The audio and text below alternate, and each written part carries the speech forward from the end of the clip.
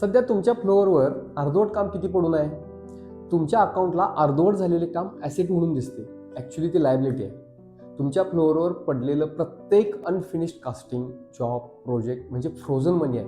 ते विकलं गेलेलं नाही आहे, डिलिव्हर पण झालेलं नाही आहे. त्या फ्रोझन मनीमधून पगार दिला जाऊ शकत नाही. ते काम जोपर्यंत पूर्ण होऊन बाहेर पडत नाही तोपर्यंत आपली लायबिलिटी म्हणून पडून राहतं. असं जास्त वर्क इन प्रोसेस म्हणजे जास्त गोंधळ, जास्त नुकसान, जास्त शोधाशोध, जास्त उशीर. सगळ्या मशीन नेहमी चालू ठेवणं हे ध्येय नाही आहे. ध्येय आहे कच्च्या मालाचं जेवढ्या लवकर होईल तेवढ्या लवकर फिनिश्ड प्रॉडक्टमध्ये रूपांतर करणे.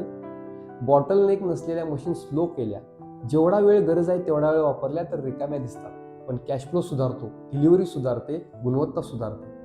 जेव्हा जेव्हा तुम्हाला कुठेतरी जास्त वर्क इन प्रोसेस दिसतं तेव्हा आपल्या लक्षात यायला हवं की आपल्या सिस्टीममध्ये कुठेतरी एक बॉटलनेक आहे जो अजून दुरुस्त केला गेलेला नाही.